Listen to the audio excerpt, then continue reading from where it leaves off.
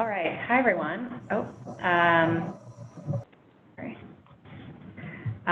Again, this is Catherine with the Economic Innovation Group team, joined here with my colleague Rachel Riley, also of EIG. Thank you all for joining us this afternoon for what is sure to be a packed discussion of the final Opportunity Zones regulations. I want to start out with just a few housekeeping notes at the top here. One, and I'm sure we'll get this question a few times, but we are recording this meeting and we will circulate the recording afterward to everyone who has registered. So fear not, you will get this information and we'll have it for your posterity. And that will likely come in the middle of next week. Usually we post these recordings with a nice blog kind of recap of the conversation. So all of that will be posted on the website and sent your way likely middle of next week. All right, so with that, we will get into the substance and significance here of the regulations.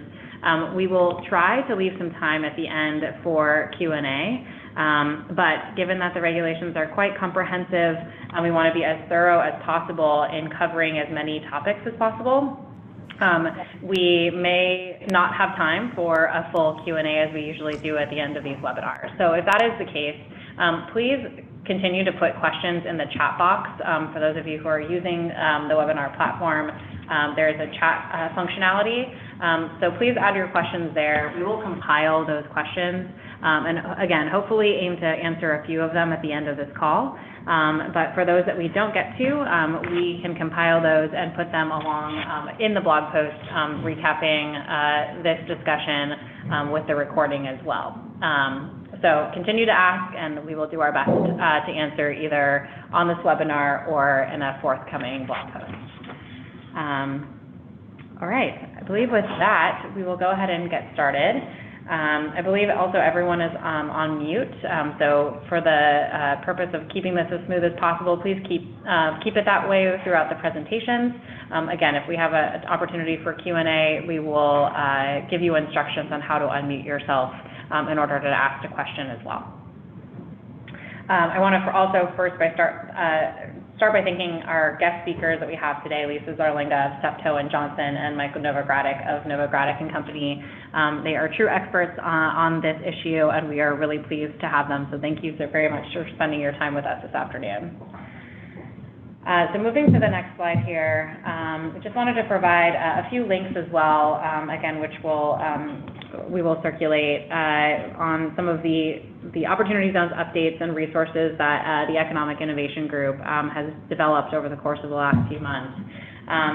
So first, of course, here is the Treasury's press release on the final regulations on Opportunity Zones. So alongside Treasury's release of the regulations, they also included an FAQ sheet, which I encourage you to take a look at. It kind of points out some of the highlights of the topics that are covered within the regulations.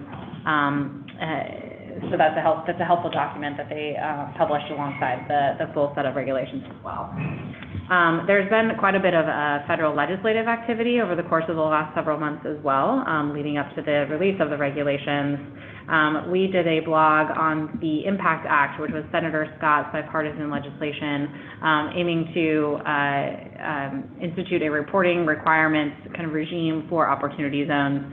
So we have a blog there for you to take a look at that encapsulates what that aims to do and some of our thoughts on that as well. In the Opportunity Zones universe, in a different set of regulations, the Community Reinvestment Act just received kind of a reboot, or at least a proposed reboot, from the Office of the Comptroller of the Currency and the FDIC.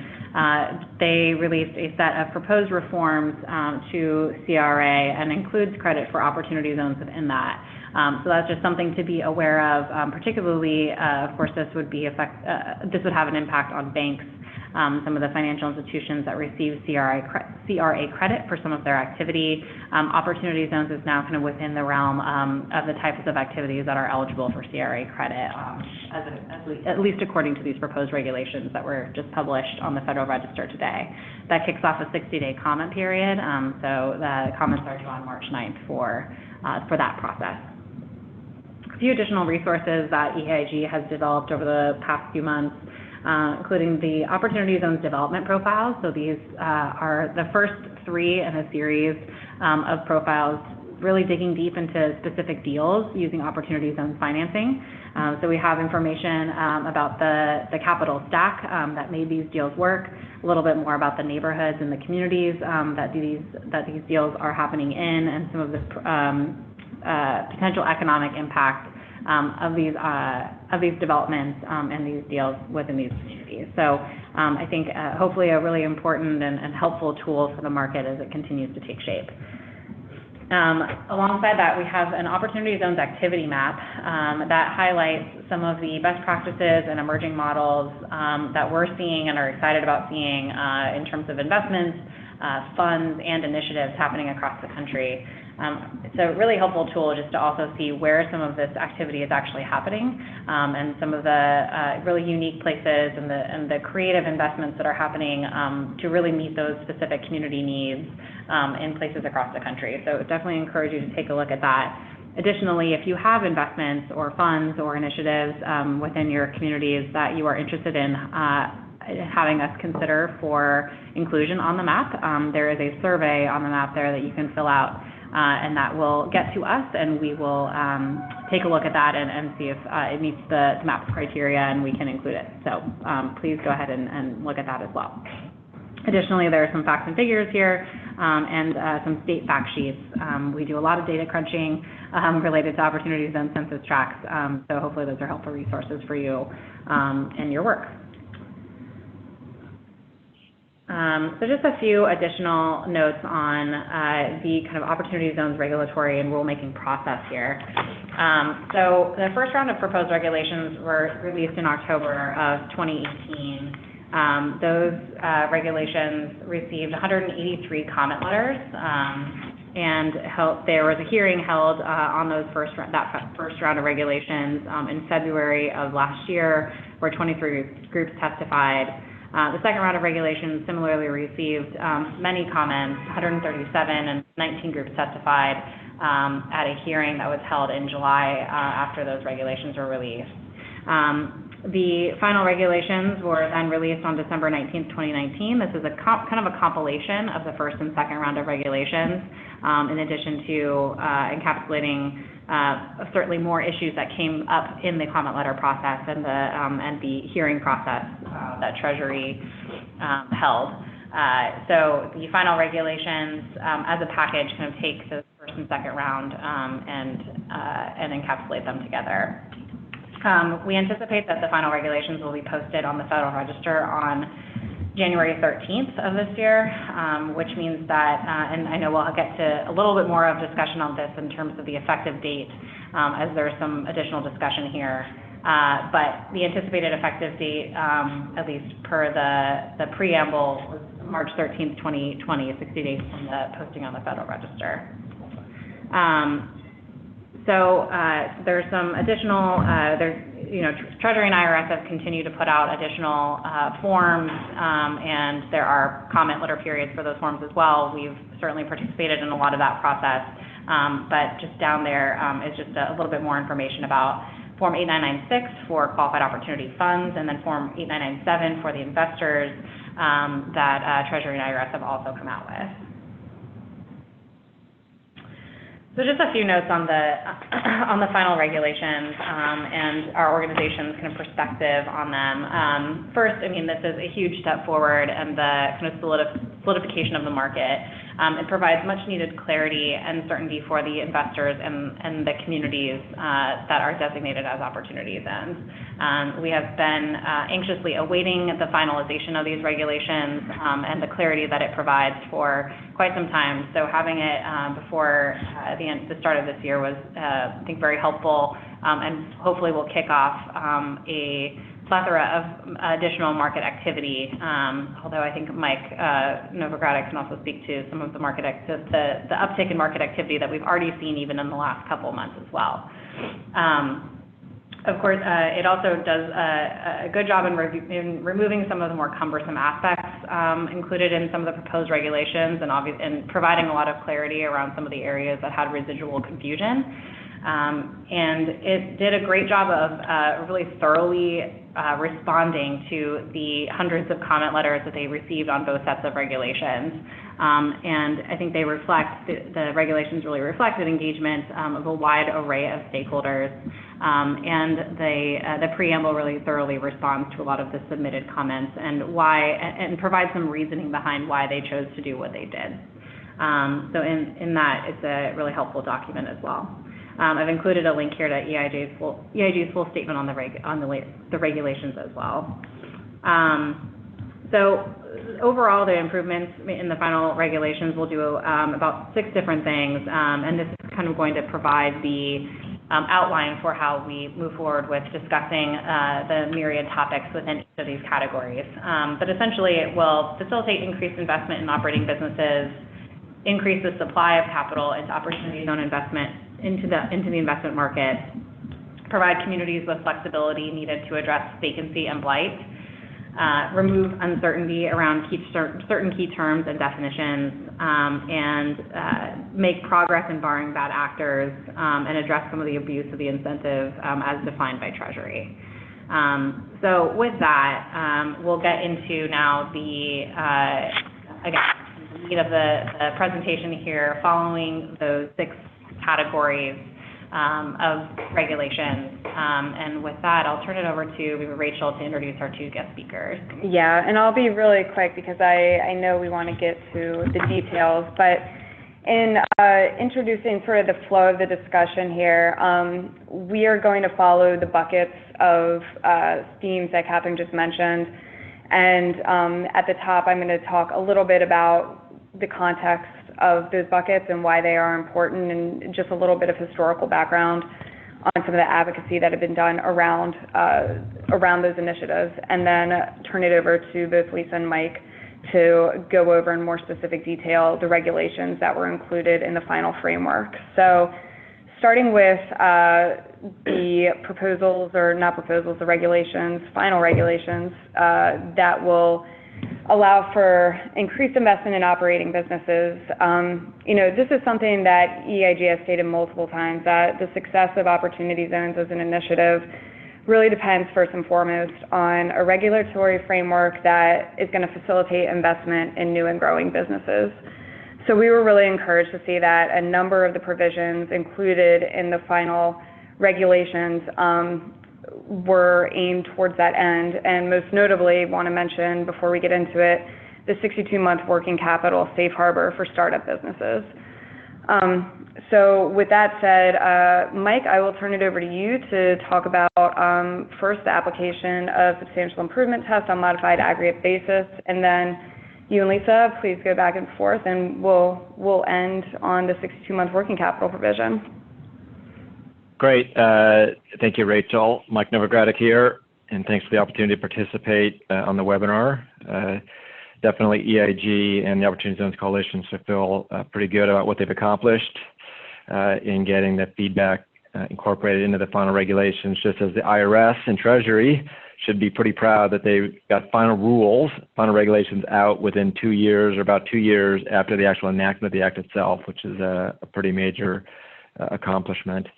And then I'd also, just as a contextual note, now that the regulations are final, we're getting lots of questions about, well, what about all these gray areas? Because inevitably there's sort of gray areas. And I would just say in other areas where we're practicing in sort of tax niches, generally a common understanding kind of evolves through a number of tax practitioners and such, reading the rules and all the rest, as well as having discussions with folks at Treasury. So I do think a number of areas that are unclear, we're going to be needing to hear IRS speaking at conferences and things of that nature to be able to develop sort of a common understanding. And to the extent that that ends up not being enough in certain issues, and the IRS does say in the preamble that they'll give additional guidance in various areas through forms, FAQs potentially, and then various items published in the Internal Revenue Bulletin. So there are other vehicles the IRS can use to provide sort of clarifying guidance on unanswered questions. But let's not talk too much about. Go ahead, please, Lisa.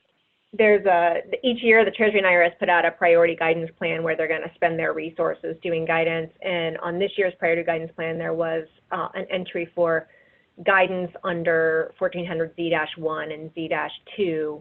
And obviously these regulations fill that bucket, but I will just note that they had listed guidance as opposed to regulations, meaning that it could, they could be considering future guidance. As far as we understand, they think they're done, at least for now, until they start answering all of our questions.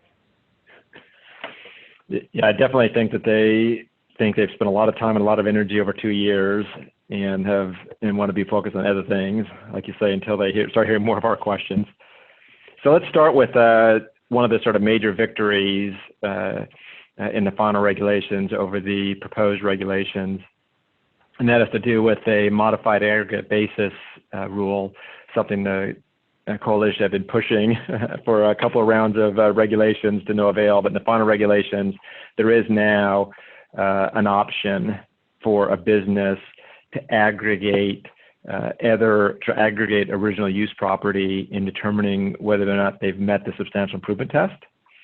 The basic rule, as most know, is you'd have to actually improve the asset itself. Now you can buy other assets that are original use property and count them towards the substantial improvement test. There are, though, two requirements, as you'd expect. One is you have to buy assets that are going to be used in the same trade or business as the non-original use property that you need to substantially improve. And in addition to that, the additional property that you're buying or building has to improve the functionality of the non-original use property. So now there's going to be this functionality test in terms of, as you're going through and counting what property you can count towards your substantial improvement, where you have to spend more or invest more than the cost of the non-original use property.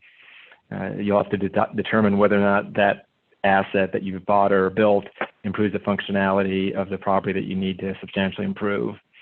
The good news is the regulations do give an example, so it gives you some sense as to what counts.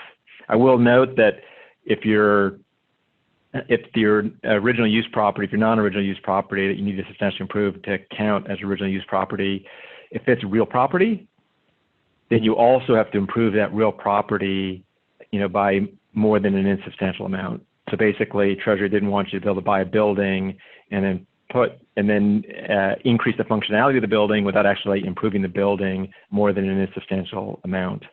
And there is an example in the regulations of a hotel, and they basically point out in the hotel that when you buy new linens, mattresses, furniture, exercise equipment, and restaurant equipment and things of that nature, that can all be aggregated towards the substantial improvement test.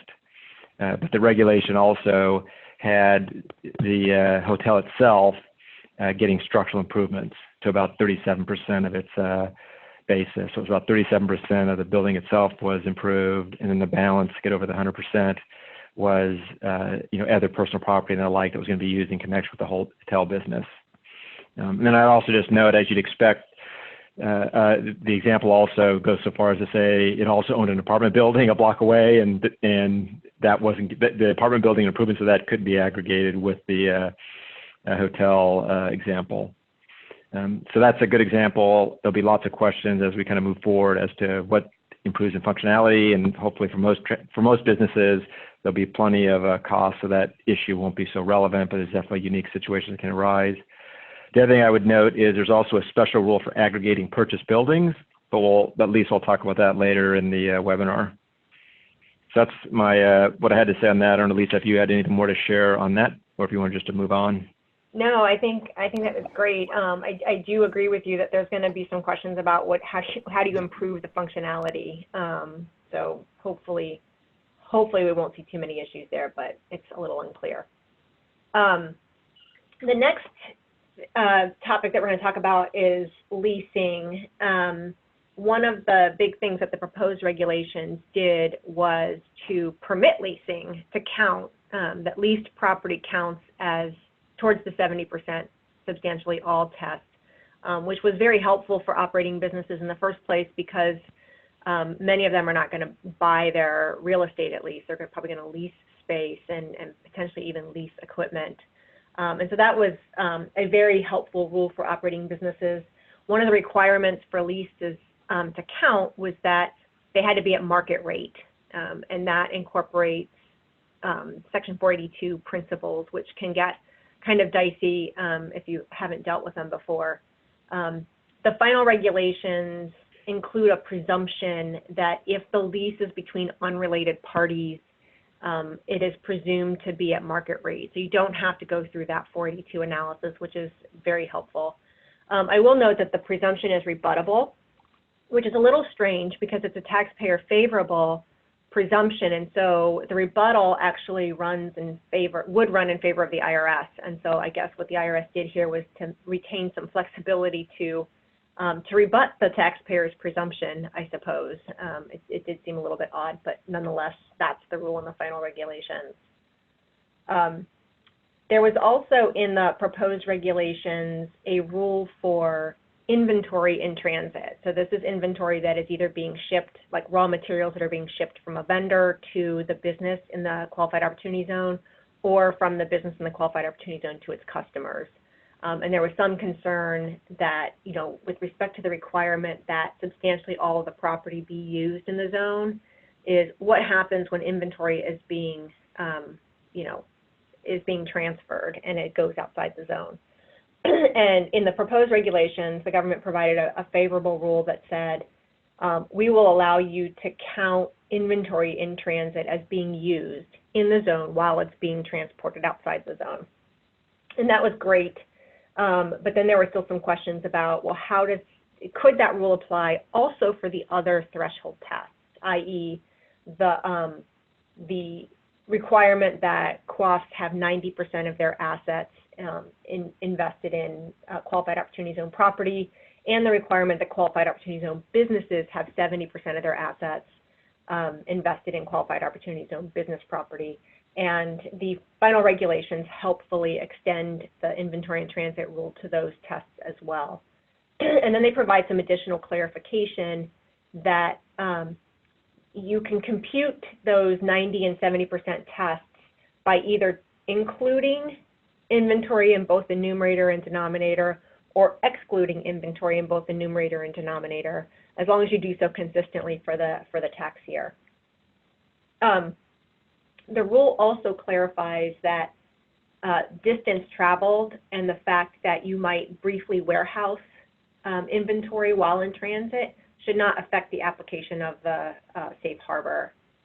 And then another clarification that that the final rules provide is that inventory is deemed to satisfy both the original use and the substantial improvement requirements. There was some question about that after the proposed regulations, and this sort of puts that question to bed. In other words, that inventory is going to count as good property regardless of whether you originally use it in the opportunity zone or substantially improve it.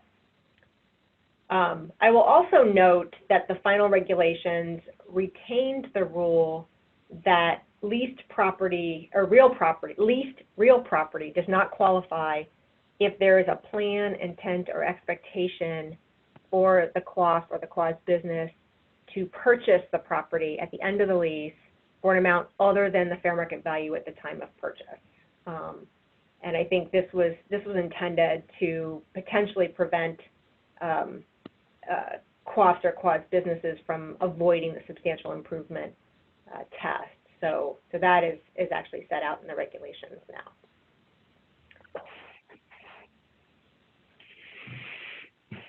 Anything to add there, Mike, or move on to the next rule? No, that's good. We can move on to the next rule, or the next positive change, or positive clarification. There have been a lot of questions about how you measure use in a zone of mobile tangible property. And the good news is the final regulations did create 2 safe harbors for mobile tangible property. And I will note they're safe harbors. So they're ones that if you qualify, then you can apply the rule. Other than that, you'd have to apply sort of general rules. The 2 safe harbors relate to if you're using property to provide services both inside and outside a zone, like delivery vehicles, construction equipment, service trucks, things of that nature that are mobile and kind of moving in and out of the zone. And then the second has to do with leased tangible property. Under the first rule, you can use up to 20% of your for purpose of measuring the 70% standard, qualified opportunity zone business standard, 70% test, you can use up to 20% of your assets can fall into this mobile tangible property services inside and outside of the zone test. And there are some requirements. So if you have property that's going to be being used inside and outside the zone, there's sort of 4 key requirements. One is the business itself has to have an office or facility in opportunity zone, which kind of makes sense because you know, as a foundational item.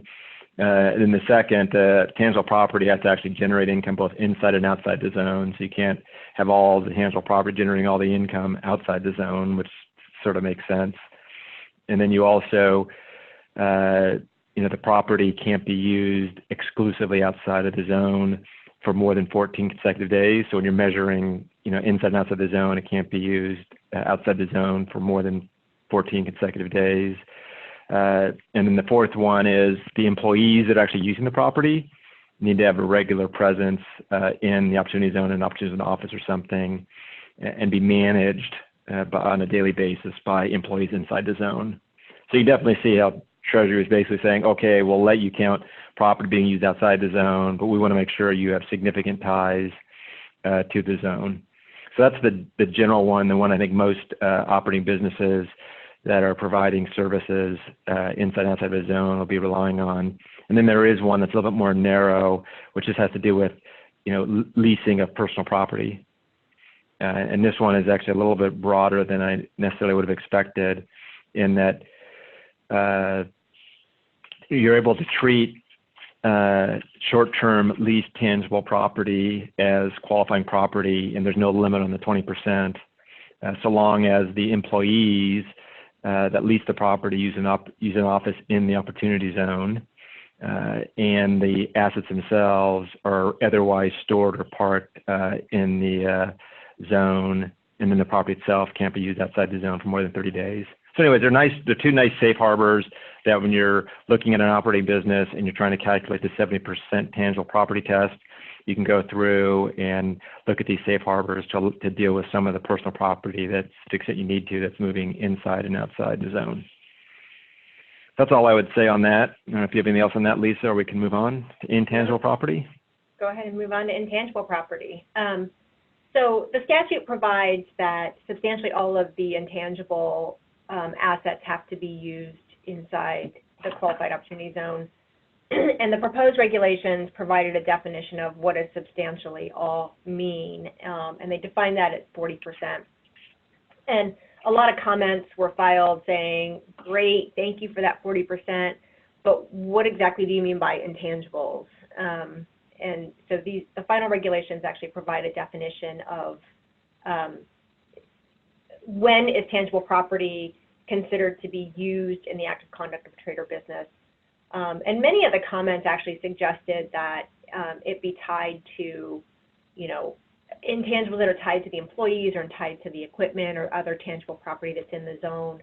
And what the final regulations adopt is, in my view, is sort of a strange definition, but it's considered used in the active conduct of the trade or business in the zone if the use is normal, usual, or customary in the conduct of the trade or business, and it is used for the performance of an activity that generates gross income for the business.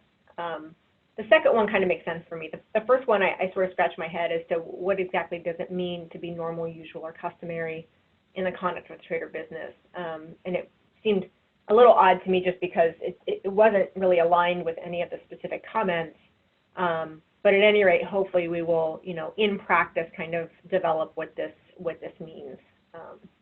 So there you have it now, the definition of active or intangible property.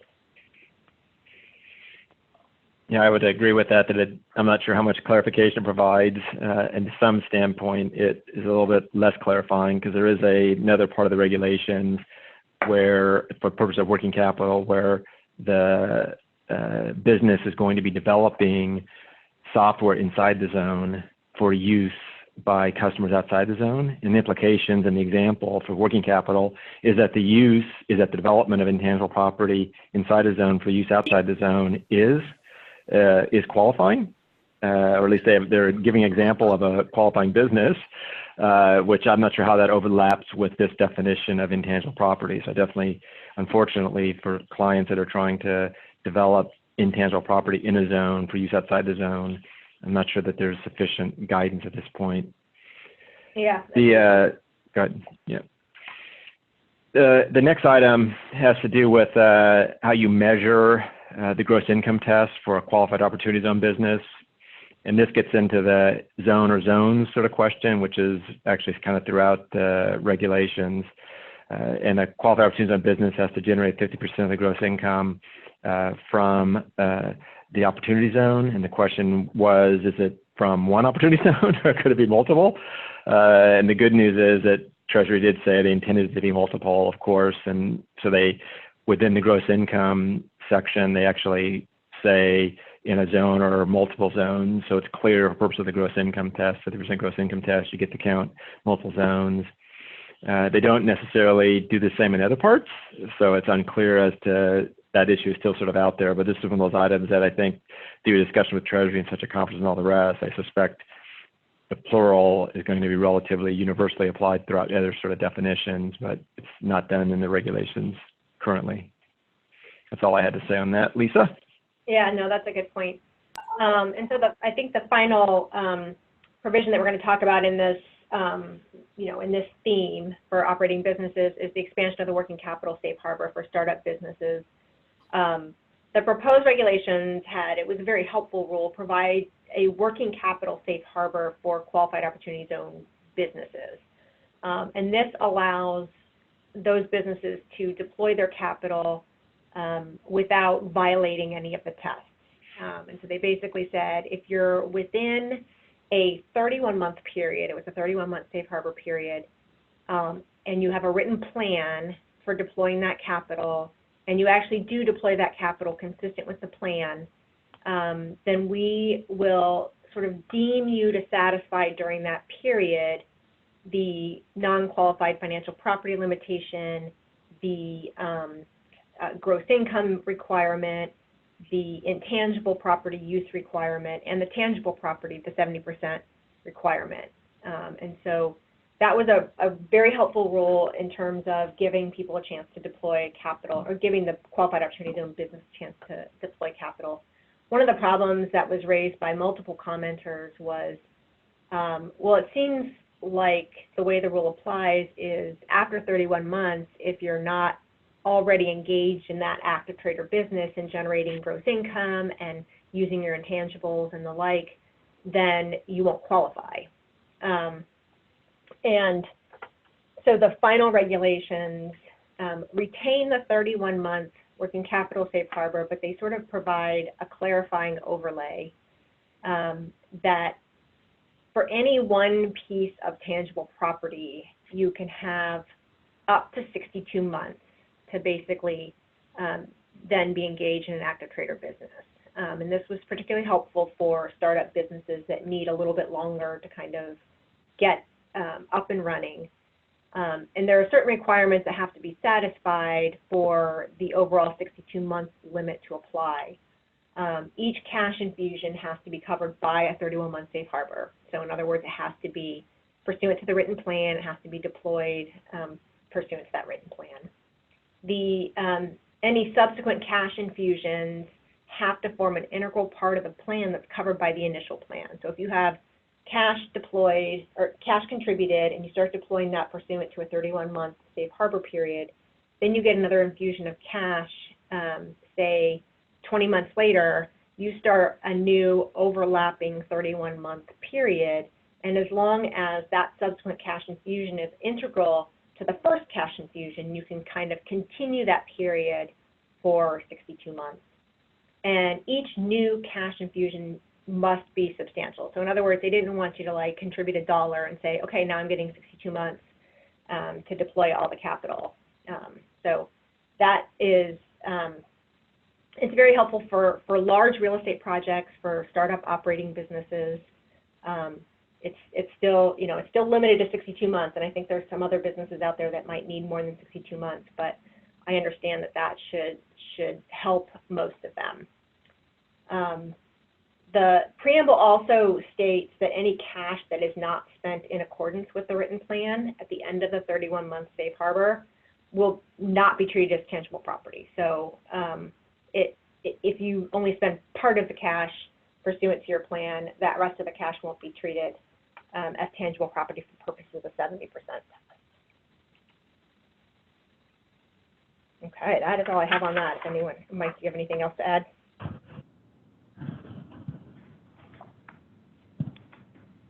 Excellent. Well, hearing nothing, and Mike, please chime in at any point Actually, with additional. let me. Yeah, go ahead. Yeah, I did want to chime in just for a moment on that. One is that initially there was a concern that cash being held, the way the regulation was redrafted, that cash being held in the working capital reserve wouldn't actually count as tangible property until it was spent. And if you read the language pretty literally, you might come to that conclusion. But the preamble says something opposite, and it says that cash is counted as tangible property during that 31-month period. And discussions with Treasury have confirmed that Treasury's view is that cash being held as working capital reserve does count as tangible property during that time period. The other item I would just sort of point out is you get additional 31-month periods for cash infusions. Another question was, what's a cash infusion? Does a cash infusion mean a equity contribution from a co-op investor, or could a cash infusion include debt proceeds from a loan? And our general understanding is that cash infusion is either debt or equity. It's just cash that was coming from debt or equity that's now on the books, and you can start a new 31-month to deal with the working capital. But that's another one of those items that, we just have to develop a common understanding and reconfirm with Treasury that that's their view as well. Yeah, and Mike, that's my understanding too. In other words, I think the whole idea of this test was it started around the non-qualified financial property limitation, which you can only have 5% of that, and there is a short-term working capital safe harbor for that.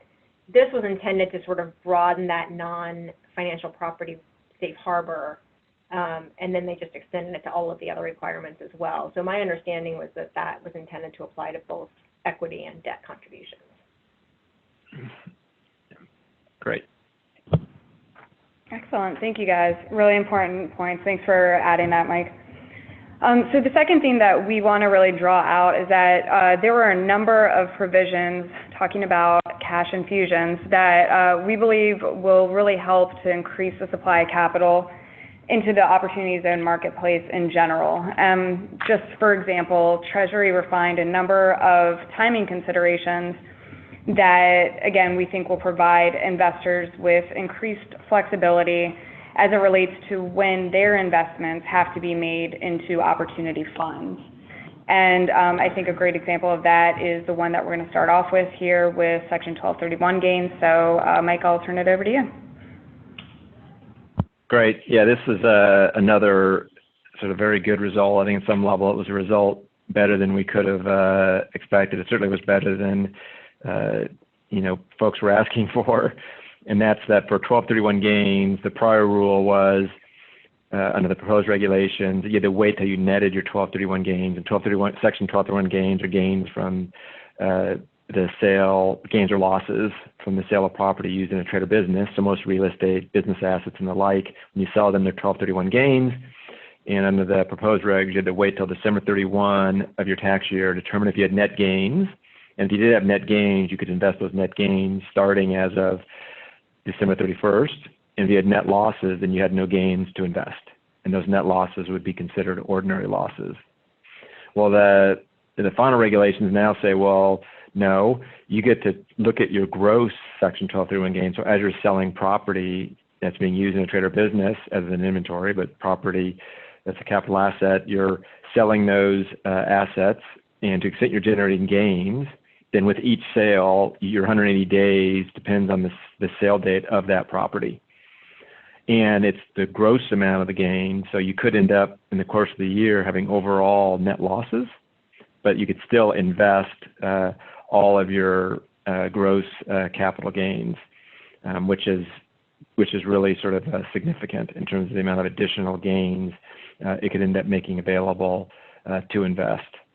I will note, though, that we've gotten the question of those that had Section 1231 gains in the first half of 2019, and they were waiting until December 31 to make the investment because because of the proposed regs, and then these regs came out, and I think those, if you had gains at the beginning of 2019 and you want to invest them, you're probably stuck, if you have the gains directly versus through a partnership, you're probably stuck having to use the proposed regs and have invested those gains starting on December 31, 2019, or 180 days thereafter. It's unfortunate that the final regs didn't create a transition rule for those gains because taxpayers were relying on the proposed regs and would like to be able to benefit from the final regs, but there's not an ability to do that. That's what I wanted to say on the 1231. Yeah, I would also add too that I agree with you, Mike, that this was far more generous than I think most people were expecting. One of the effects of being able to treat your gross gains as eligible gains for purposes of the clause rules is that they're deferred then, and they're not taken into account in your actual 1231 computation. And so if you end up with 1231 gains that you defer pursuant to 1400Z-2, and then you're left with losses, 1231 losses, you have the benefit when you net at the end of the year of those losses now being treated as ordinary. And so this kind of has a knock-on beneficial effect for people using 1231 gains. Moving on to the measurement of the 180-day period for partners. Under the proposed regulations, if you were a partner in a partnership and the partnership had an eligible gain, the partnership could either invest that eligible gain within 180 days, or the partnership could pass through the gains to the partners, and the partners could invest their distributive share of eligible gains. And if the partner was choosing to invest their distributable share of gains, the 180-day period, the general rule was that it began on the last day of the partnership tax year. But they could elect to also apply it from 180 days from when the partnership sold the property. So they could accelerate the investment of the gain. The final rules add another elective measurement date, and that's from the due date of the partnership's tax returns without extension, which is particularly helpful for partnerships with lots of partners who may not necessarily know when the partnership is selling capital gain property. And so it gives them time to receive their K-1s, actually see what the gains are, and then invest those gains.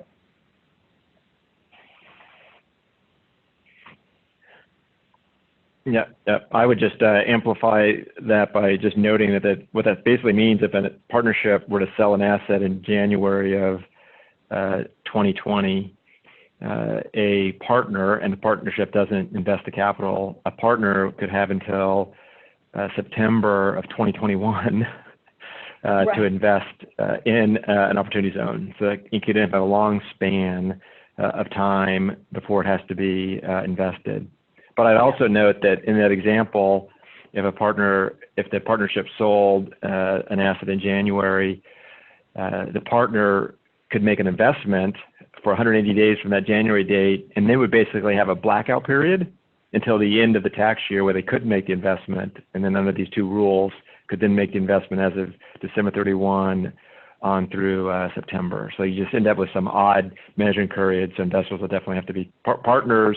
In partnership, if they're being allocated gains, they'll have to be careful in terms of tracking all of this. The next item on the installment sales, this is another interpretation by the IRS and Treasury that I think will lead to more capital being available for opportunities on investment. And it basically deals with how you measure the sale or exchange date under an installment sale. And Treasury basically said, because the statute says sale or exchange, and I think the general thought was, well, when you have an installment sale, you have a sale or exchange at a certain date, and then you recognize income as you receive your installment sale payments under the installment method.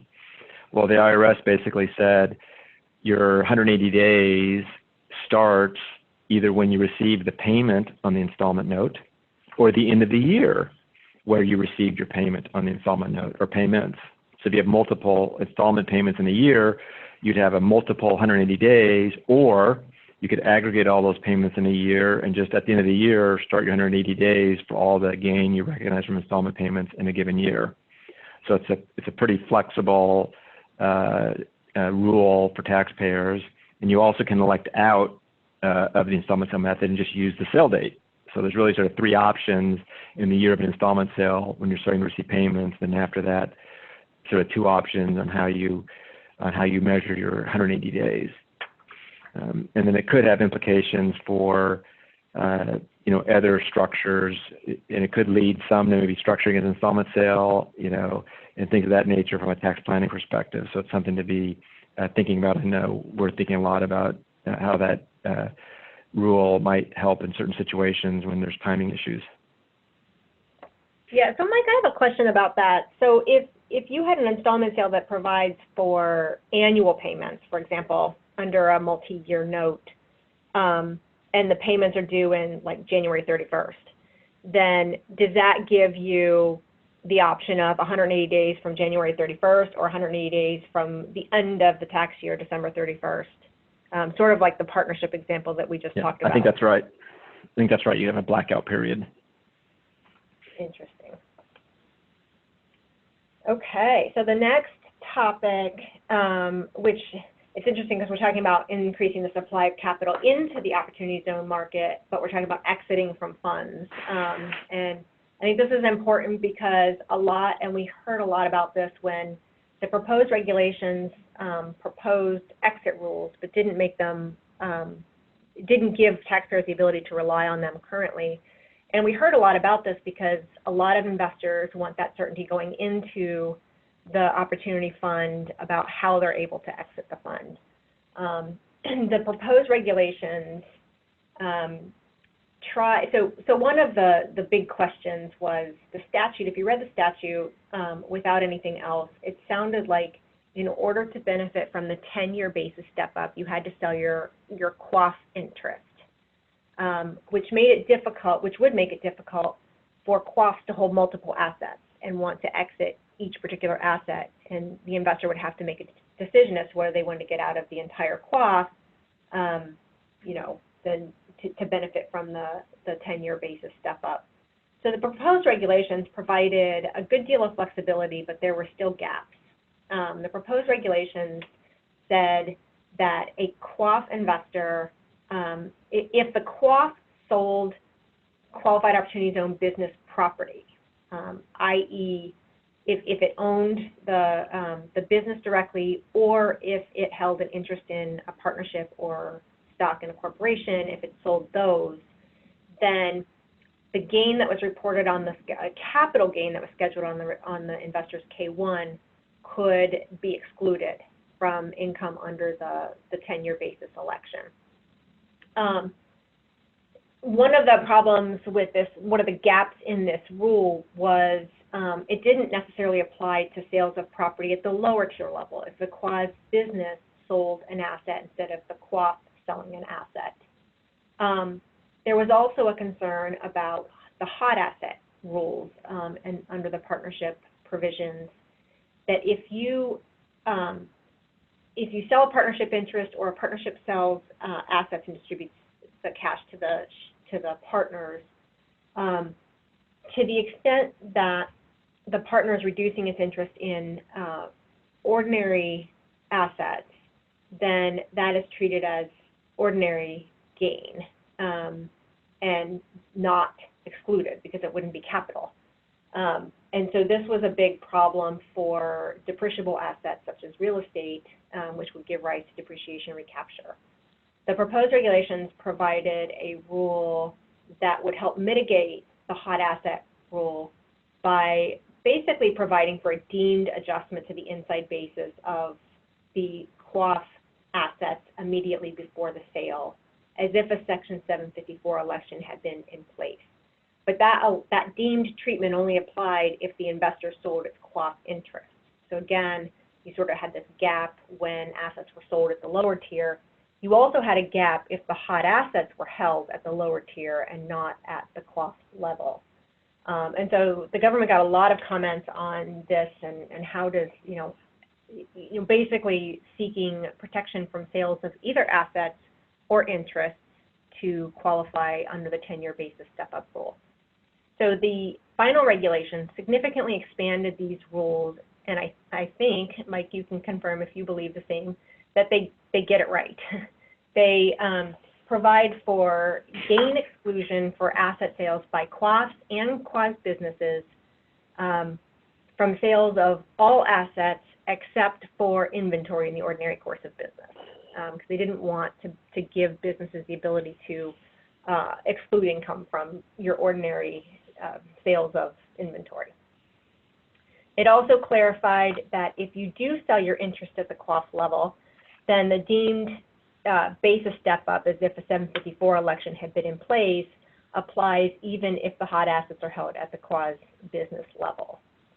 And then one other aspect of the basis step-up rule is there was some question as to whether if you had, because it says it steps it up to the fair market value, including debt, which was what the proposed regulation said. And so there was some question as to whether if you had basis that was attributable to debt, whether you actually got the step up for the debt or whether you had to pay tax to the extent that you had an allocable share of debt, of partnership debt. And the final regulations clarify that the basis step up is to the net fair market value of the partnership interest plus the share of debt, so that you don't actually have to recognize gain to the extent that you have an allocable share of partnership debt. Mike, do you have anything to add to that? Yeah. That was kind of a lot. Yeah, I would just, I would just note or emphasize that under the prior rule, that you could only exclude a gain that a QAF allocated to you attributable to qualified opportunities on property, and now it's all property. So if a QAF had, some stock investments and all the rest as part of the 10% test, and were to sell those assets, that those gains could now be excluded as well. So that was, which is what the result would be if you sold your interest in the QAF itself. So it makes sense that those gains should be excluded as well. So they did capture that as well. And then I would also note that we've gotten questions from clients about, well, if I exclude the gain, maybe I'll just I'll let the QAF reinvest it, and I'll just wait and get the 10-year benefit on the gains that get reinvested. That doesn't work. Treasury does have a rule that basically says when you do exclude that gain, great, you excluded the gain, that's what was intended, but the gain it's treated as if you got a cash distribution of the gain and reinvested. So at that point, you're going to have a mixed funds investment if the QAF doesn't actually distribute the cash. So that's just something to bear in mind. The other, there's probably a number on the call that earlier in the life cycle of the Opportunity Zones incentive, because of the concerns about exiting, you formed a number of single asset, single investment qualified opportunity funds. There is an ability now to merge the funds without them being an inclusion event. So we're definitely having discussions with clients as to whether or not they want to take some of their single asset investments, just merge them into one from a compliance organization, and that was their desire to do in the first place. And now they do have an opportunity to do that if they were to so choose. Right. Yeah, I meant to say that. Thanks for adding that. Yep. The next item, and it's one of these ones where which one is the most important, which is the most significant, but this one I think is pretty significant, and that was a change in the Consolidated Group rules. A huge disappointment in the proposed regs was that a member of a consolidated group could not invest gains on behalf of another member.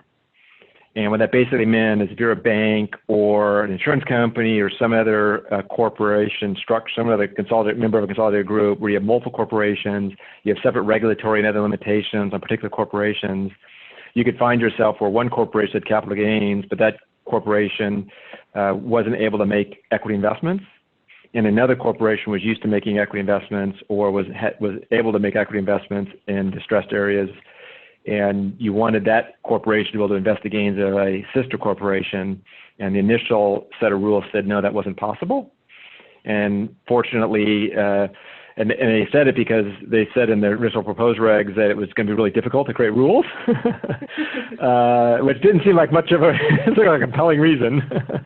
And now they did say a corporation can invest on behalf of another member of that consolidated group, and that's going to be pretty significant in terms of helping more capital gains be available for investment opportunity zones. That's a billions of dollars change. And then they also allowed a qualified opportunity fund to be a member of the consolidated group, and that definitely a number of corporations already thought that was the case, and were found themselves in this no man's land position of having done it and then being told they couldn't be a member of the consolidated group. Now Treasury says you can be a member of the consolidated group, so that's helpful in terms of making it a little bit easier for corporations to invest their capital gains into a qualified opportunity fund that they control and then invest directly into a business. So there's a lot to be said on consolidated groups. I'll leave it there. Yeah, no, this was a super helpful rule, and you know, there were a couple of very technical reasons why the government didn't want to extend this to consolidated groups. And one of them was that they were concerned that if a qualified opportunity fund corporation had an excess loss account or negative basis in the qualified opportunity zone business, and they were members of a consolidated group, then the election to step up basis to fair market value would effectively allow the excess loss account to go untaxed. And as shown in the final regulations, that was easy enough to fix by basically saying you have to include your excess loss account in income before you step up the basis. So it seemed like a lot of these hurdles that they cited in the proposed regulations were overcomable. So we were very happy to see that in the final regs. Okay, so the next rule, Mike alluded to this earlier when he was talking about the aggregation of assets for the purpose of the substantial improvement test. This is, are we in a new, wait, hold on a second, did we just get to a new topic here? Yeah, I should turn over to keep on going. I had an intro, but we're about 30 minutes out, so keep moving. All right. So these are the sets of changes that were, that we think were helpful in addressing vacancy and blight. And so they focus a little bit more on the real property and vacant buildings. And the final regulations extended the aggregation rule to certain buildings for purposes of the substantial improvement test. There was some concern that the proposed regulations, had adopted the asset-by-asset test, and if you had bought two buildings, for example, you bought a main building and, say, a parking garage, and you substantially improved the main building but not the parking garage, then you wouldn't be able, you'd have to actually put them in separate entities, you wouldn't be able to qualify the parking garage. And so what this rule does is it permits certain buildings to be aggregated, and there's sort of two different tests. First, if the buildings are on a single deeded piece of property, they can be aggregated without more. The second test is if the buildings are on contiguous parcels of land, they can be aggregated if they satisfy certain additional requirements. They have to be operated exclusively by the QOF or the quasi business. They have to share business resource elements. These are, essentially back office functions. And they have to be operated in coordination with one or more of the trades or businesses. So this is if they, maybe share a mixed-use facility, or there are interdependencies in the supply chain, or there's some other relationship or coordination between the two businesses. All right, so I will turn it over to Mike on vacant property. Yep, and I would just say on the aggregation of certain buildings, my partner John Schroeder and I have spent a lot of time talking about the various ways in which, if you have more than one building, which are the various aggregation rules to apply to a given development effort. So I would just say that if you're going to satisfy the rules pretty readily by any of the tests, great. If you think you're going to have trouble satisfying the rules, and you need to really focus on what approach you take in terms of measuring the substantial improvement test. With that said, I'll jump into the vacant property. And I'll just say that, I think everyone knows that the prior rule was the property had to be vacant for 5 years. The good news is that 5-year general rule was reduced to 3. And they did also create a limited exception. I've heard it referred to as a 1-year vacancy rule, which isn't really right. But the other special exception is if a property was vacant a year before it was designated as an opportunity zone, then I think Treasury, we as in the coalition and others, able to convince Treasury that if it was vacant a year before it was being designated, you didn't have to really worry about someone intentionally leaving it vacant because it was vacant a year before it was designated. You really couldn't have thought that was even a possibility. So the IRS basically said if it's vacant a year before it was designated and has been vacant since you bought it, then it'll be considered vacant, which basically means, once you get 3 years from the summer of 2018, this rule won't be very applicable. It's basically because then the 3-year rule will be shorter than this rule. But that's one exception that was in there, which lots of us had asked for, and it's good to see it's in there. And then there was the question as to what does it mean to be vacant? And they did say that for building or land, if more than 80% is unused based on square footage, then that's considered vacant. So you can't have a limited amount of usage. And then there was also some favorable vacancy rules. A lot of local governments said, well, if we acquire property through involuntary transfers, bankruptcies, things of that nature, and we sell it, we, the local government, sell it to someone, we'd like that to qualify as original use, be considered vacant, qualify as original use, and there is an exception for that. So if you're buying property from a local government who acquired it through involuntary transfer, then that'll meet the original use test as well. So that's a particularly good rule in terms of dealing with blight when you're working in concert with local governments. Exactly. So the next rule is, this goes kind of back to the working capital safe harbor. We talked about the 31-month working capital safe harbor for each infusion of capital. There was a tolling of the 31-month period under the proposed regulations if you were waiting on a government to accept a permit or something like that, and you had already applied for the permit and you were just waiting on the government.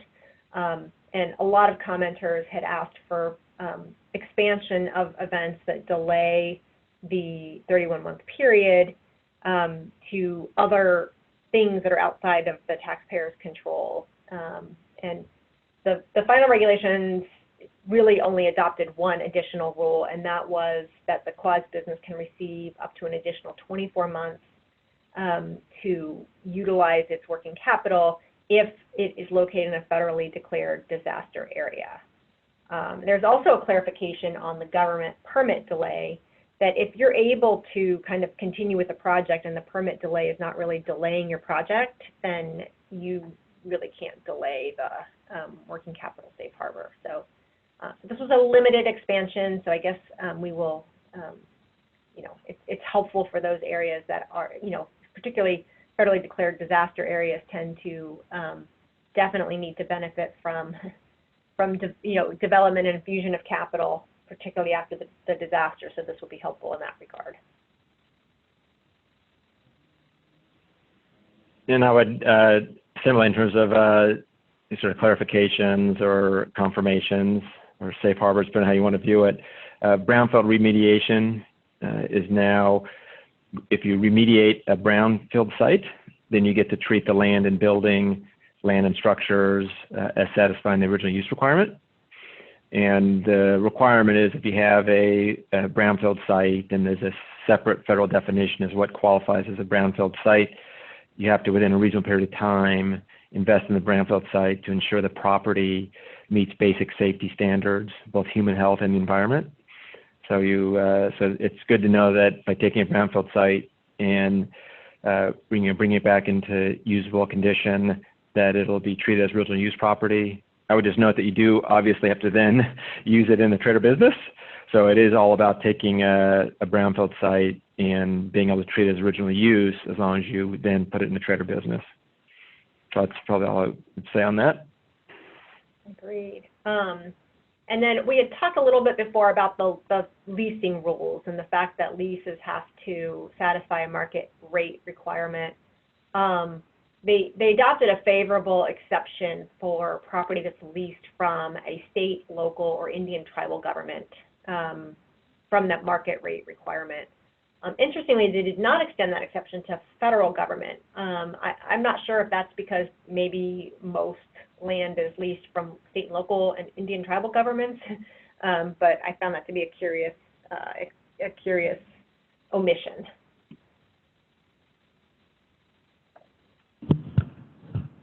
Excellent. Anything else to add? All right, we'll move on. So, oh, go ahead, Mike. I said not from me. Okay, thanks. So during the comment period, Treasury received feedback that a lot of additional clarity was needed on a number of issues. And in order to ensure compliance, but also encourage increased investment and engagement in the program, Treasury went ahead and provide a number of key clarifications. And so we're going to go through some of them here. But I would like to say that there were plenty to be had in the 544-page final regulation, final rule. So Lisa, please kick us off. Actually, I think I'll actually kick us off. Right. Yeah, that's okay. That's okay. The issue about improvement to vacant land, Treasury obviously is concerned about use of opportunity zones to invest in land banking, to invest in vacant land, and not improve it in a way that helps generate economic activity in an opportunity zone during the sort of 10-year period. And they word it in the regulation how, it doesn't, the improvement of unimproved or minimally improved land isn't a sort of a qualifying activity. That the land's not going to be qualified if there's an expectation or an intention to not improve the land by more than an insubstantial amount. So it's sort of the inverse of the substantial improvement test, is that rather than saying to qualify a non-original use property as original use property, you have to substantially improve it. Here it's saying if you buy land, you can't, that land isn't going to be a qualifying activity, a qualifying asset, if you don't improve it by more than an insubstantial amount. And then they don't define what an insubstantial amount is. There was a hope that they would give some percentage test or something else.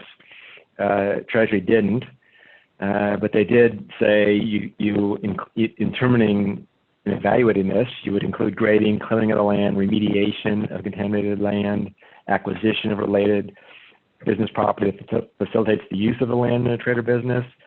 They say some of the things that I think everyone would have told you count anyway. So it really, I didn't find it all that helpful, the additional sort of qualifying activities. At some level, I think in terms of this insubstantial test, what's probably more clarifying, and I'll step on what Lisa was going to talk about later, has to do with there is an anti-abuse example where a entity acquires land and they basically pave the land for use as a parking lot.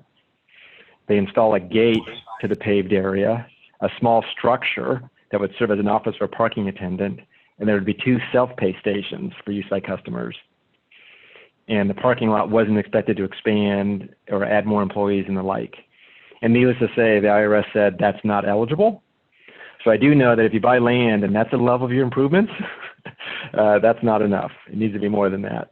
I don't know if you have anything else to add on that, Lisa. No, I think that, that was helpful. Although that example, I think most people thought wouldn't work anyway, but I do, I agree. It would have been nice to get something a little bit more substantial in terms of a threshold. Okay, so the other, one of the other areas is sin business limitation. This is the limitation in the statute that basically says that you can't have a qualifying business that is one of these enumerated sin businesses, like a, private golf course, a country club, a massage parlor, a tanning facility, an alcohol, a facility that sells alcohol, or a gambling establishment. And the statute only applies that rule to the qualified opportunity zone business. And so it's not applied at the QOF level. And there were several different comments around the sin business limitation. One is to encourage the government to apply the sin business limitation to QOFs, which they declined to do because they said they really couldn't do that under the statute. Another area was to limit the ability to lease to a sin business. So if you have a qualified opportunity zone business that maybe isn't engaged in a sin business but is in a leasing activity and leases to a sin business, the final regulations did adopt this as a limitation. So they basically said it's kind of an anti-abuse thing, but they said it's inconsistent with the the purpose of the qualified opportunity zones to permit them to get around the sin business limitation by leasing instead of actually engaging. And then helpfully they adopted a de minimis exception. There were some concerns that you might have a lease where the business engages in a de minimis amount of sin business activity. For example, say you have a hotel with a spa that has a massage facility within the spa. Is that going to disqualify you, for example? And the final regulations say if less than 5% of the property is leased to, or less than 5% of the gross income from the property is from a sin business, that's not going to cause you to violate the sin business limitation. So that was a helpful clarification in these rules. Do you have anything to add to that, Mike? I would just and do a little bit of an audible here because we're talking about the triple net lease rule later. But I earlier, maybe a year and a half or so ago, when we were first talking about with the coalition on opportunity zones and the like, there were lots of questions about whether or not a qualified opportunity fund could own triple net lease property. And triple net lease property, as we know from the prior proposed regs, is not considered an active trader business. So it couldn't be a qualified opportunity zone business. QOF could invest in a qualified opportunity zone business that was triple net leasing real estate.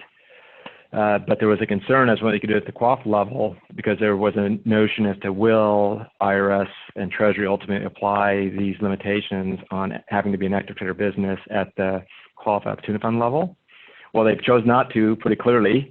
So I think those of you that were thinking about triple net leases at the qualified opportunity fund level, there's definitely a lot of challenges to having a business at the qualified opportunity fund level, but I do expect there to be more discussion about whether or not qualified opportunity funds now can can have real estate subject to triple net leases as their sort of business strategy. And I would just note, the qualified opportunity fund still has to be in a trader business.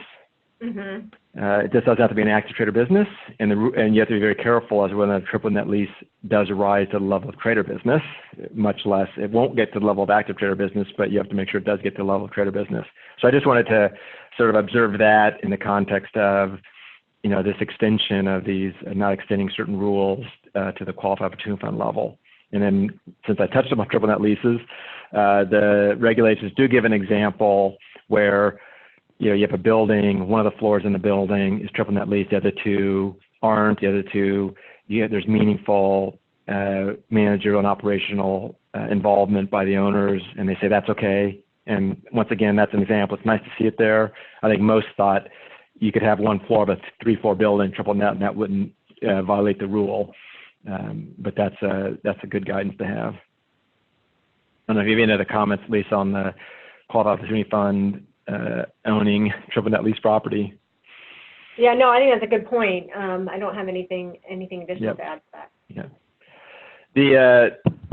Another item that was clarified has to do with real property straddling an opportunity zone. There was a question as to whether or not the way in which the language is written, if that applied for purposes of determining use in a zone. There's some technical issues there, and I think Treasury cleaned up some of those technical issues. The issue we were getting the most questions about is the regulations had one test, and the preamble had a different test. One was an unadjusted cost method. You measure the cost of property inside a zone and outside a zone. on the other test, you would measure square footage inside the zone and outside the zone. So Treasury got comments about, saying, can you clarify that what you put in the regulations is the right test? And Treasury came back and said, actually, we like both tests. So they basically give you an option to either measure is more than half the square footage in the zone, or is more than half of the cost of the property sort of in the zone, to determine if the property straddling an opportunity zone can be treated as being used in an opportunity zone. So that was a good clarification. Definitely. So on the topic of carried interest, the proposed regulations had provided that if you receive a profits interest in exchange for services, that is not it's not a qualifying interest. In other words, services are not an eligible gain to be contributing to the CLOF. And so basically, if you have contributed some property, but you also receive a carried interest for services, you're going to have a mixed fund interest. The final regulations retain the rule that carried interests are non-qualifying. But one of the things that they do is modify the rule that calculates the allocation of income basically to the, if you have a mixed fund interest, if you have both a qualifying and a non-qualifying interest, the proposed rule basically said that the amount that is allocated to the carried interest is the highest share of residual profits, which some people complained about because there could be, a sort of a waterfall allocation, including like a catch-up provision, which would have a pretty high amount of residual profit sharing, but would be unlikely to actually kick in, and that would be detrimental to, holders of carried interest, because they would be allocating a lot more to the non-qualifying interest than they would the qualifying interest. So the final regulations modify the allocation from that highest share of residual profits to just the share of residual profits, and they specifically allow the partners to disregard any allocation for which there's not a reasonable likelihood of application. And so, I think that the Treasury was trying to not, to sort of capture the economics better of these typical like private equity waterfalls, including the catch-up provisions, but at the same time preventing partnerships from artificially lowering the percentage by including, super low residual allocations that were unlikely to apply. Mike, do you have stuff to add to that? No, I just think it was nice to see that the highest was removed, because that was a challenging rule.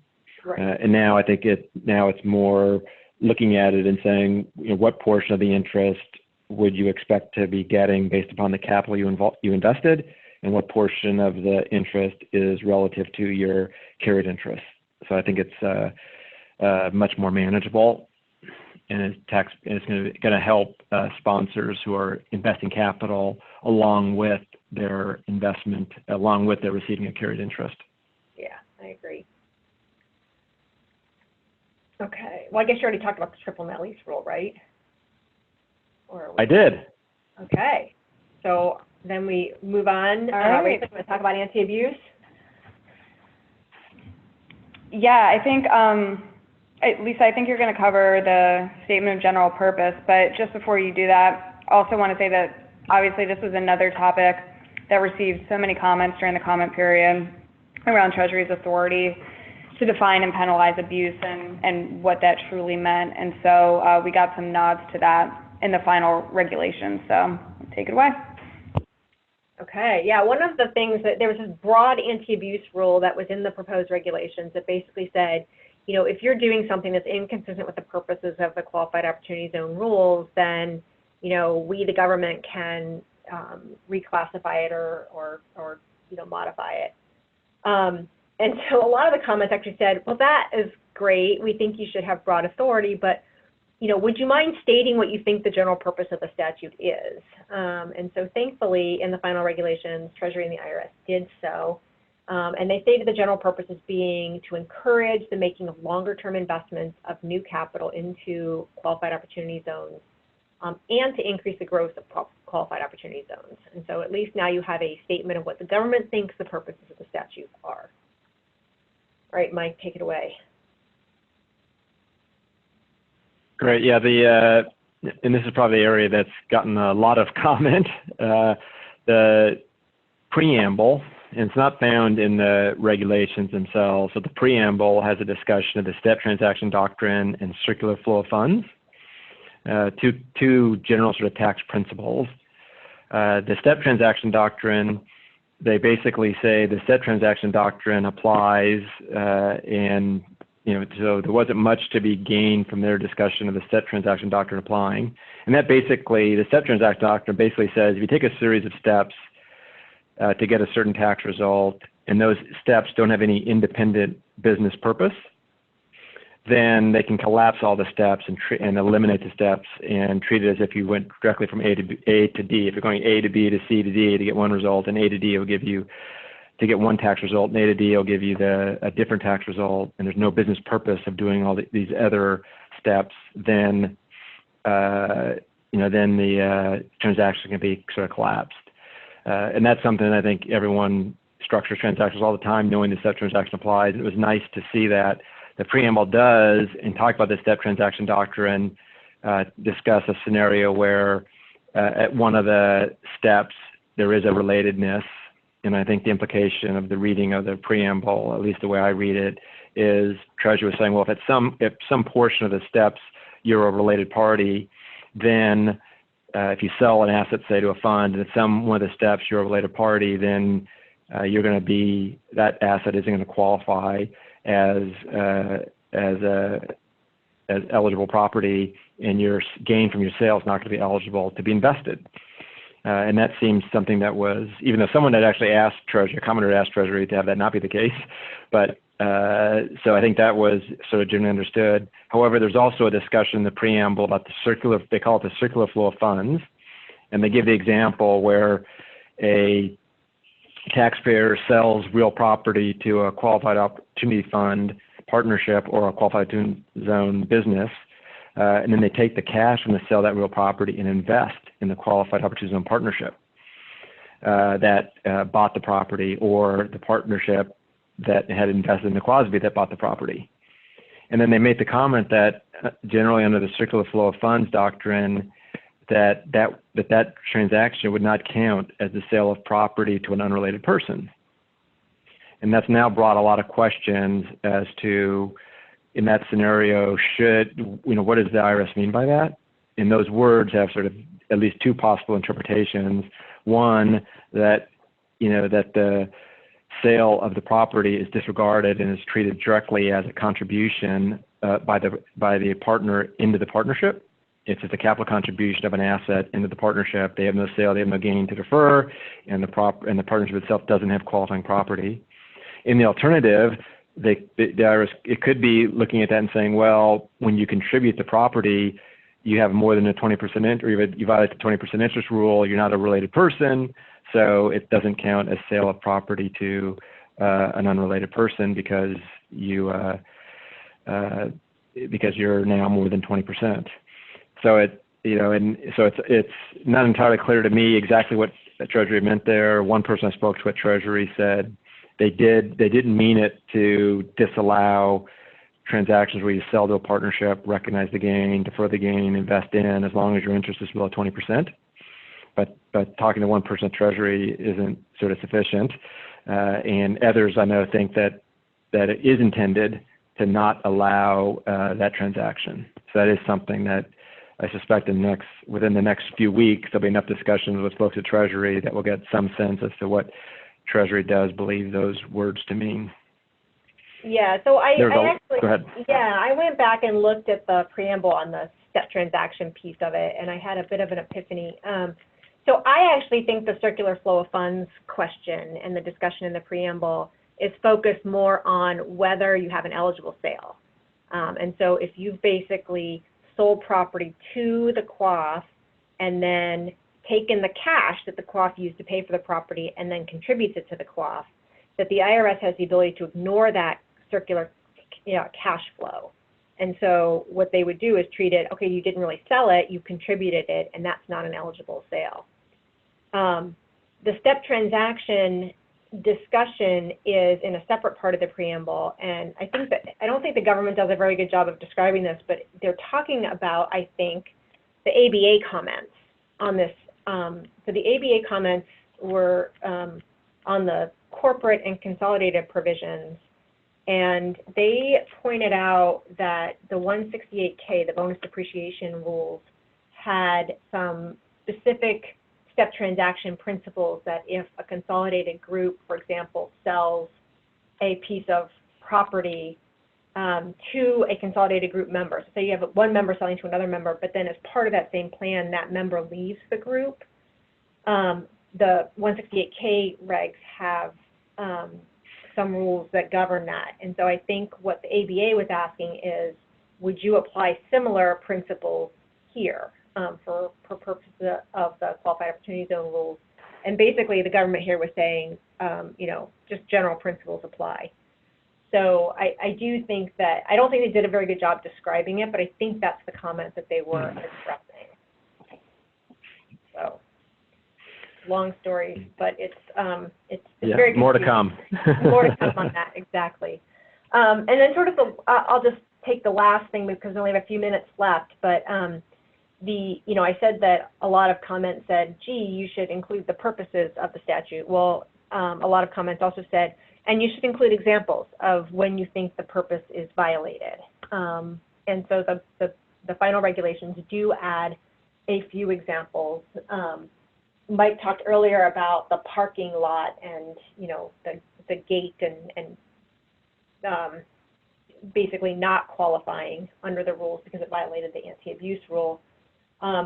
Helpfully, the final regulations included an example of when a land-based business could qualify under the qualified opportunity zone rules.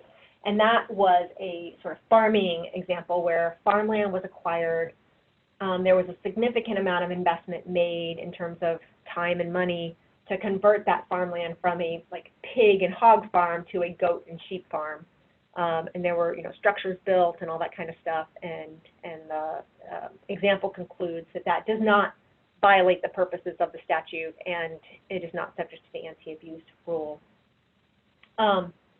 Another example that I will point out, which I found kind of interesting, is there was an example where a QOF was formed with an intent to invest in non-qualifying property, but yet take advantage of the tax benefits of the clause rules. So they were going to invest in property that didn't qualify, wait for 10 years, pay the penalty every year, and then exclude the appreciation.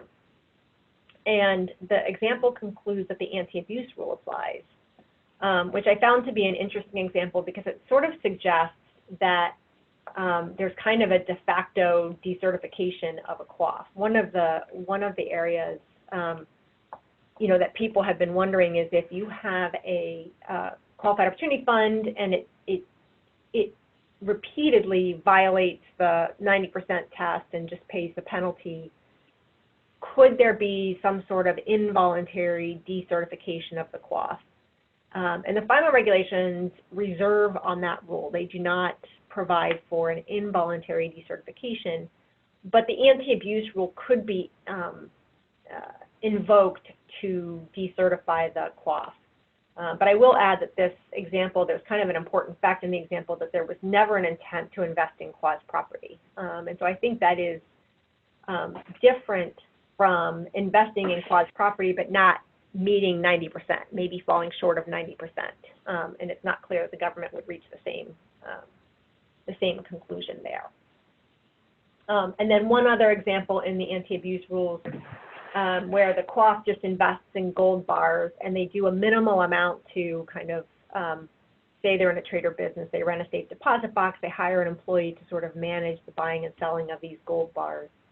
And the example concludes that that's really just sort of speculating. It's similar to what Mike was talking about earlier with land banking, where you're just set up to speculate in the land. And here they just illustrate that you can speculate in other property as well, and that will also violate the anti-abuse rule. Mike, anything to add on that? I just think these are good rules to read and look at to try to give you some sense of the bounds. These obviously are extreme examples. And it doesn't mean if you do something close to one of those that you're not, to me it was useful to see these just to get some sense as to what Treasury thought about certain, some of these issues. So it's very useful reading and good guidelines. Agreed. Mike, I for one loved these examples. I think they provided a lot of good fodder for folks reading them in the days before the holidays. So with that, I know that we are about to start losing folks because we're at 4:30 here. I will say we're not obviously going to have time for questions, but as Catherine noted at the top, we will handle those post-webinar. And want to thank Lisa and Mike so much for providing and condensing what is really 2 years worth of work into approximately 90 minutes of discussion. But before we head out, I do just want to note that we have a little bit more content to go over, so if folks want to hang out with us, we're going to keep going. And to that, I'm going to turn it over to Catherine. You know, we had 320 comment letters submitted over both tranches of proposed regulations. Not everything was accepted as part of the final rule by Treasury. So do you want to just hit on some of the key things that didn't make it? Yeah, absolutely. And before we start losing folks in mass, did want to just remind everyone that we will be circulating a recording of the webinar next week as well, with the answers to some of the questions that were submitted by the chat box in our subsequent blog. So thanks for doing that. So yes, on the select issues kind of raised in the comments, and we particularly picked some that were of importance to our Opportunity Zones Coalition and ones that we commented on frequently in our submissions to Treasury and IRS. But one area where there was not additional kind of clarity or flexibility granted was in the additional timing flexibility and the timing period for qualified opportunity funds to deploy their capital into qualifying investments. We had sought a lengthier time period, especially to allow for the creation of a diverse portfolio of investments, including operating businesses, which is a particular priority for our coalition. We did not see kind of an extension there on that point. There were a few provisions also in the proposed regulations that would have made it, or will make it a little more difficult to construct affordable housing, and particularly to twin this incentive alongside tax incentives like the low-income housing tax credit.